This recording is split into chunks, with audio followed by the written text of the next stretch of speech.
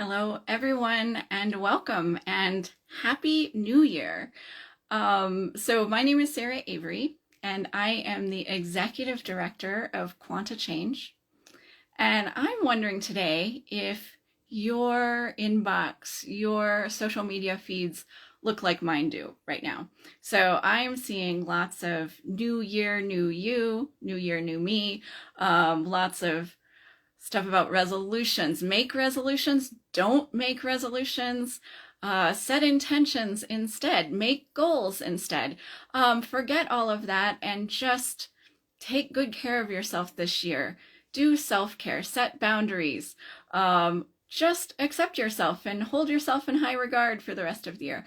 It really runs the gamut. So I'm curious how this is for you, especially like what is it like for you around making resolutions?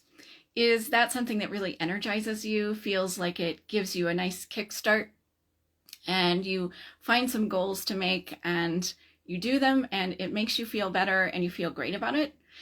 If so, that's fantastic. New Year's resolutions are definitely for you. If not, did you used to feel that way? Did it used to energize you? Did you enjoy that, but somewhere along the line things changed? Perhaps you are starting to feel like making those resolutions and meeting them doesn't actually make you feel good in the way you thought it would, or something else changed where it's getting harder to do that perhaps.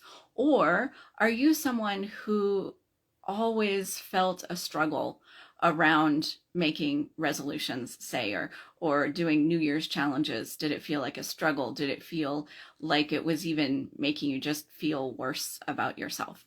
So if any of that's true for you, what I have been doing for more than 20 years through helping people through the Quanta Change process is to address some of those issues. So I want to say something really obvious first. So we all need to set goals and reach them, right? We probably do that every single day, and we need to do that. But here's the thing, this thing called learned distress, this feeling that we absorbed early in life that there's something wrong with us being just the way that we are. Learned distress really can interact in funny ways and get in the way of us setting goals, reaching goals easily or even at all. So there are two kinds of people broadly when I'm thinking about goals, reaching goals, and learned distress. So the first kind of people are people whose survival mechanism with learned distress requires them to constantly set goals and reach them no matter what. That's just in order to feel kind of baseline okay. And if this is you, you might even say, you know what, Sarah, it's not about how I feel. It's really just about things being a certain way for me. That's how I know I'm okay. Or if that sounds familiar to you, has that continued to work? Or was it energizing to you? Did it help you through life for a long time? And yet it started to get harder. Maybe you felt like you hit some kind of wall and you couldn't do that anymore. You couldn't just set a goal and reach it easily. Or has it felt like you're still reaching your goals, but there's some emptiness about that? It doesn't feel like you hoped it would help you feel. So if so, what you're seeing there is the rising intensity of learned distress over time. That's what learned distress does, is it rises in intensity as we get older, and it can really start to get in the way of how we have typically survived with learned distress, how we have achieved our goals and felt okay about life. So if that's you, if you've felt that rising intensity of learned distress, what I want you to know is you're not alone. This is very typical. I hear it from folks all the time, and I've been helping people who have reached that point for a long time really actually feel better and have things work more easily. So before I get to how that works, let me tell you about the other kind of person. So the other kind of person when it comes to learned distress and setting and reaching goals is someone for whom their learned distress really gets in the way of all of that. if this is you, you probably still feel like you really need to set goals. You feel like you absolutely must reach them. And yet, you know, from your experience and just the internal feeling you have that that's probably never going to happen. Is that you?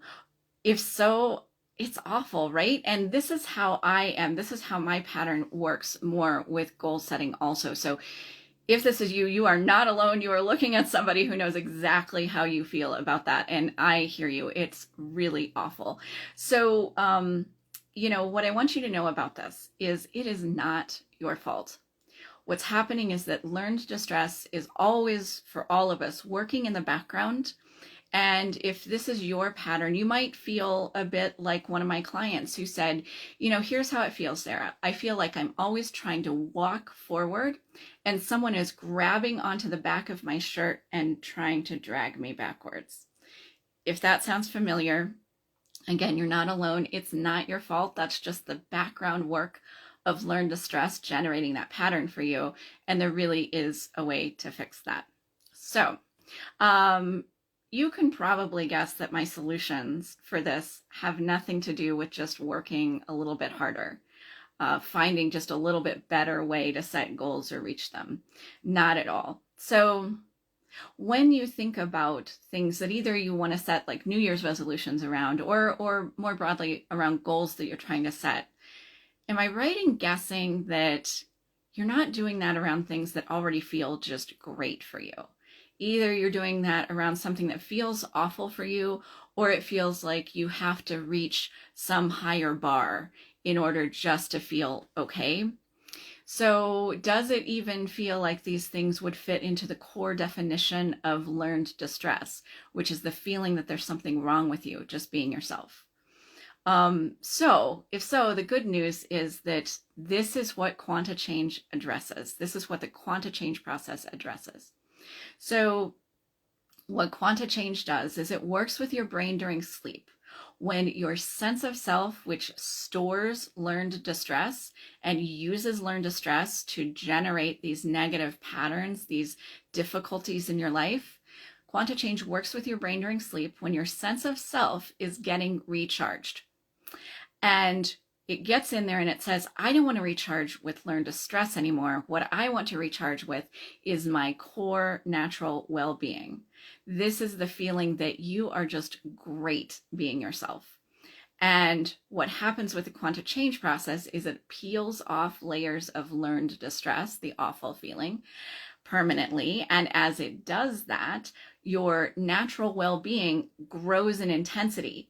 It grows in intensity, and as that happens, your sense of self has more and more of your core well-being to draw upon to generate situations and patterns that feel good to you, in which good things are happening to you. And in the case of what we're talking about today, in which you not only feel good about being yourself, but it's easier or maybe even possible for the first time to reach some goals that you have really been trying to reach for a while. So let me give you a couple of examples of what this looks like with kind of each kind of person that I've been talking about today. So one of my clients falls squarely within the very first category. She's a super achiever. In fact, that even landed her in the hospital with a very serious medical condition at least once.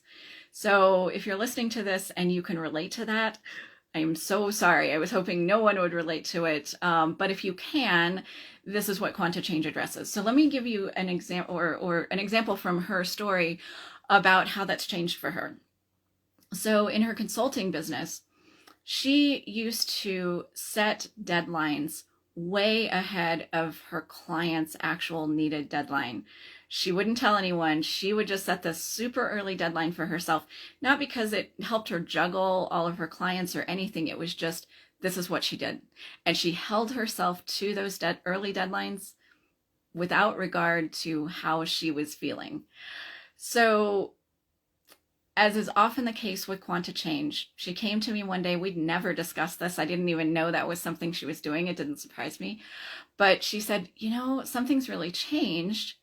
I didn't plan it out. You and I didn't talk about it. I didn't force it to happen. I didn't set any kind of of desire or intention to make this happen.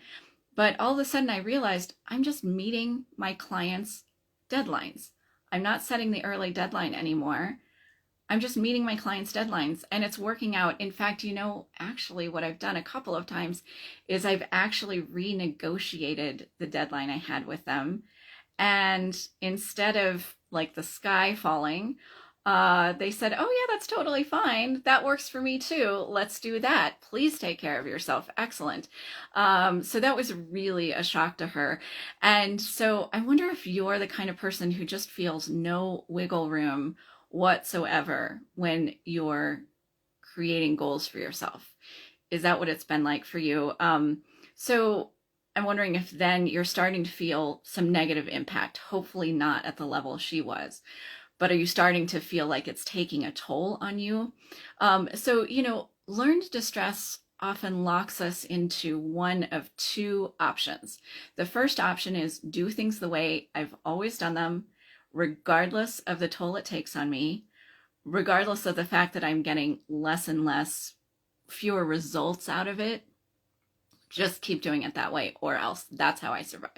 Or learn distress can say, well, you can just let that all go, and then disaster will ensue. The sky will fall, the world will end, and oh well. Those are the options learn distress tends to give us.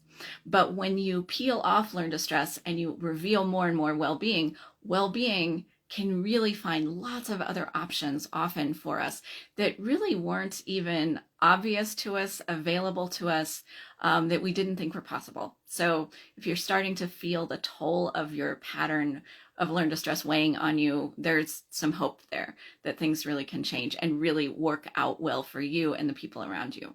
And then what about the other kind of person, the kind of person whose learned distress really gets in the way of them reaching goals, just like me? I know it feels like you absolutely just have to set and reach a specific goal, and then it just feels like it'll never happen, and you have ample evidence from your life that that's how it's worked, right? Yeah, it's horrible. So let me give you the example of a client. A long time ago, he installed window blinds for a living. He'd been doing it for a really long time. He was super experienced. And he said, there's this job coming up, Sarah, and I'm a little worried about it because it's totally impossible. This job, we're going to have to install these blinds in a great big office over the weekend, and they have to be up and running 9 a.m. Monday morning. We have to have it done. And I can tell you, I've worked out the schedule, and there's no way we can do it with my crew. And I said, oh, okay. But he was working on this whole thing of goal setting and getting things done and unlearning the learned distress underneath that for himself. And so he came back in our next session. I asked him how it went, and he said, it was really weird because we actually got it done. And I said, wow, really? And he said, actually, we got it done without hiring any extra crew and without even working late into the night. And I said, wow, what was that like? You must have been working faster than you've worked before. Did it feel like you were working faster? And he said, no, all I can tell you is it felt like time slowed down. Now, I've never heard anyone else say exactly that thing through the Quanta Change process, but I've heard that same kind of thing over and over.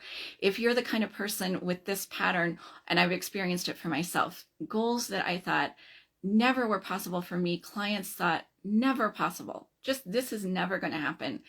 And they started to happen, and really more easily than they would have expected. Just my client for whom time slowed down.